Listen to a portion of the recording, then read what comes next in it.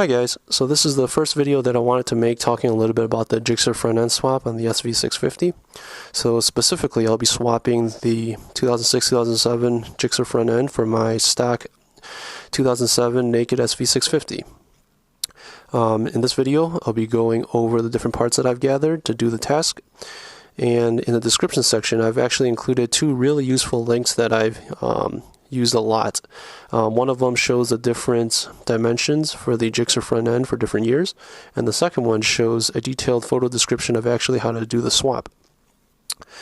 Okay, so I bought this front end, everything you see here, for $350 from a private seller in San Antonio, so I thought that was a really good deal. And there are actually a lot of other components such as the clip-ons and all the electronics that go on them that I've actually taken off because I won't use them, and I'll tell you why in a second. So here we have the triple tree, which actually connects the front end to your motorcycle.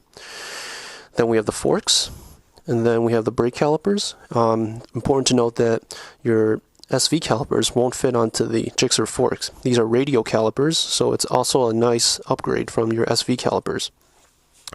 And then you have the front fender, which is optional, and then you have your front wheel. So another thing to note is that your SV front wheel will not fit the GSXR forks, nor will the SV rotors fit the GSXR radial calipers. So you need to get the GSXR front rim, rotor, tire, and axle to actually connect the wheel to the fork.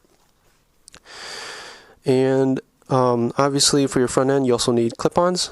I know a couple of other people which actually drilled holes onto the upper clamp here to attach their stock SV650 riser handlebars, but I chose not to do that option because I just don't feel like this clamp was designed to hold handlebars like that. So what I did was I actually opted for 3.5-inch clip-on risers. So you can see these are the stock clip-ons, and they run almost parallel to where they're being clipped on. So this gives you a much lower riding profile than you're used to on your SV.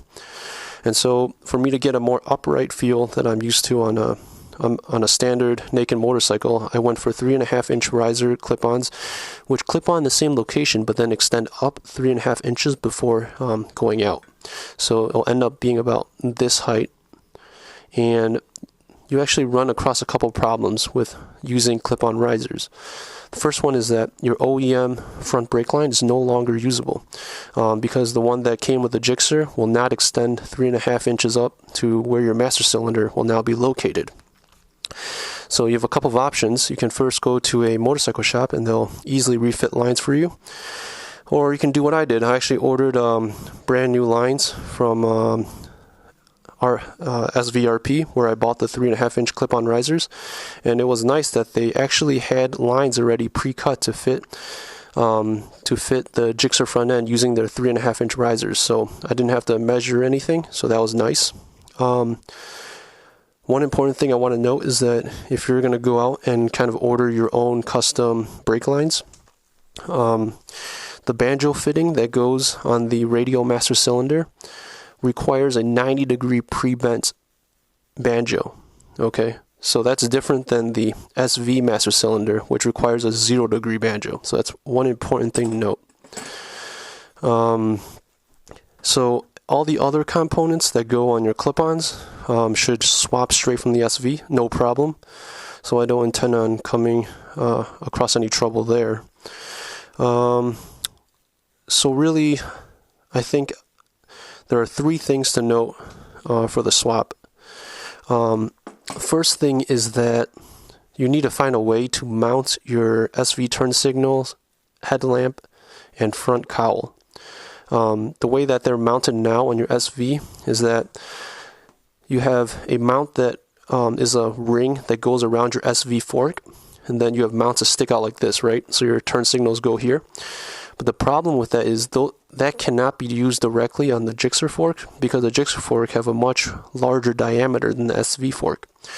So what I plan to do is I plan on taking the mount off the SV, right, and then making a cut here. So now it's an open C-clamp type of attachment, and now I can slide that directly onto these GSXR forks like this.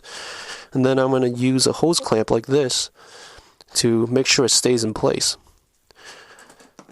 So now I should be able to use the stock SV turn signal and headlamp and front cowl clamp or mount directly on these Gixxer forks using the hose clamp. And the second issue that you'll probably run across is finding a good way to mount the speedometer.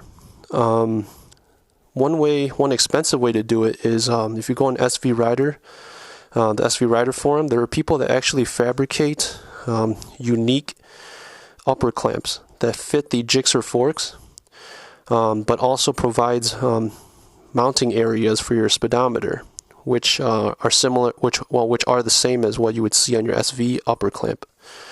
But I think it's really expensive to get that machined. The prices I've seen on SV Rider are well over $200, so I'm going to opt for the cheaper option, which is actually attaching the speedometer directly to the top of my headlamp.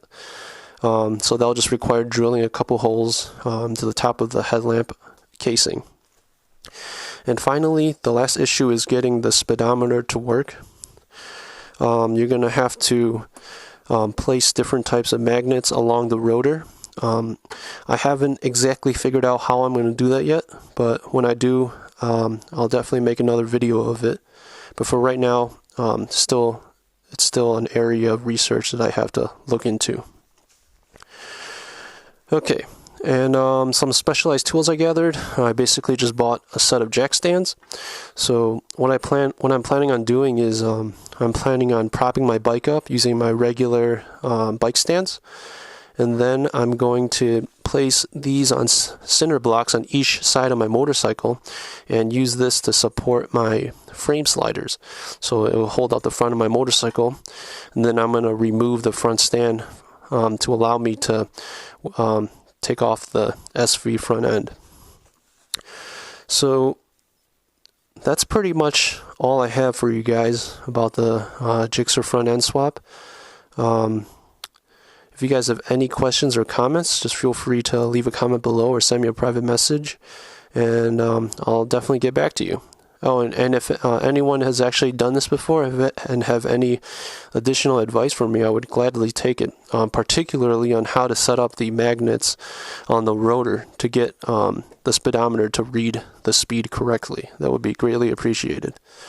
So again, thanks for watching.